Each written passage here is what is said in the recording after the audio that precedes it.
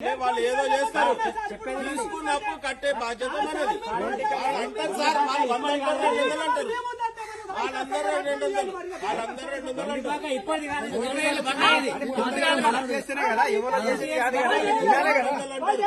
చెప్తున్నావు వాళ్ళు చెప్తున్నారు. నాకు రేవంత్ రెడ్డి సంబంధం లేదు.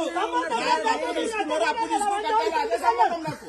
నాకు రేవంత్ రెడ్డి చెప్పిండు, నరేంద్ర మోడీ చెప్పిండు, నాకు సంబంధం లేదు. వాళ్ళు ఏదైనా బ్యాంక్ ఇస్తే మేము ఇస్తాం. రేవంత్ రెడ్డి చెప్తేనే లోన్ ఇచ్చినామా, అది గవర్నమెంట్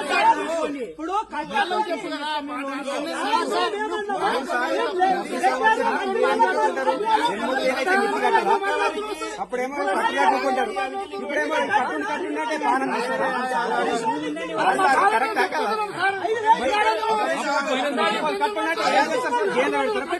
ఇగో రికవరీ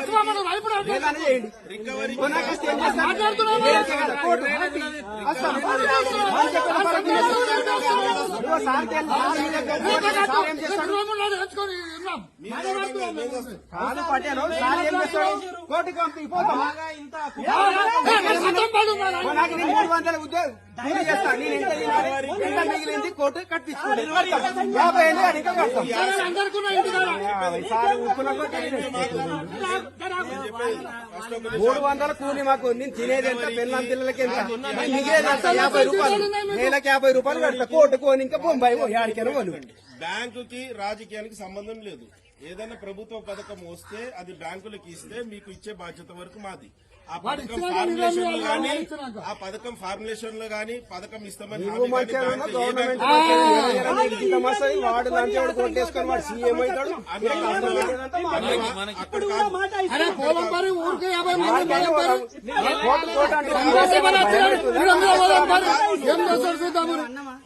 కోర్టు అంటూ నెలకు 50 రూపాయలు కడతా. నేను ఇంకా 100 ఏళ్ళు సచ్చిందని ఇంకోసారి రూపాయలు మీరు అంతే సారు. నాకు రోజు నెలకు 50 రూపాయలు కడతాం. 100 ఏళ్ళ నాడికి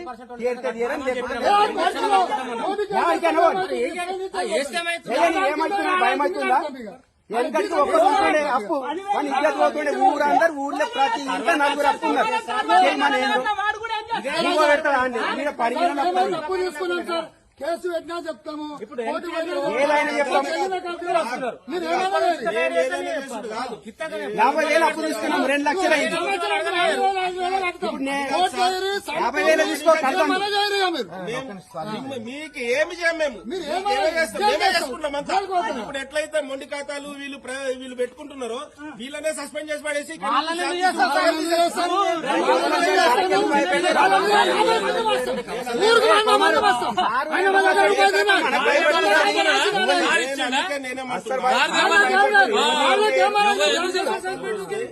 కడితే రెన్యువల్ చేస్తామన్నారు కదా, అవి ఎన్ని ఉన్నాయి చెప్పండి. దానికి తర్వాత చెప్తాం. సరిగా పంటలు వచ్చినాక వడ్డీ కడితే కొంత రెన్యువల్ చేస్తామన్నారు. ఇప్పుడు ఇందాక అన్నారు పంటల మీద టైం మొన్న చెప్పినాం, పంటల మీద కడతాం సార్. నువ్వు వచ్చింత పేదరు పెడుతున్నావు మాకు.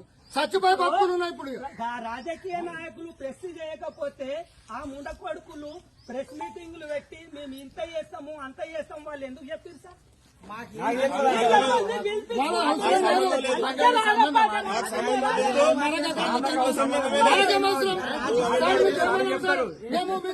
మనం చెప్పాలి. అవును కోర్టుకి భయం లేదు. టైం తీసుకున్నాం. సెటిల్మెంట్ కొన్ని కట్టుకుంటాం. రాజకీయ సంగతి సారకు అవసరం లేదు. ఇప్పుడు మేము మీకు బాధ్యం పడుతున్నాం.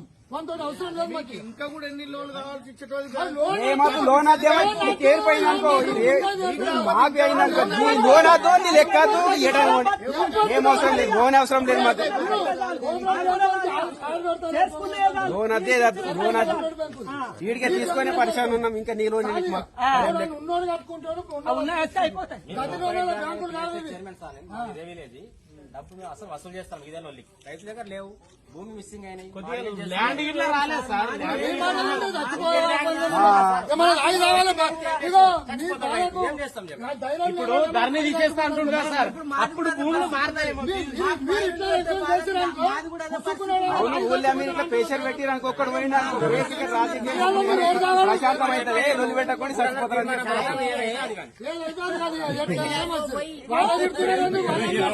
ఆ రోజు ఏం లేదు. నేనేం చేస్తాను? ఇంకోసారి రాడు.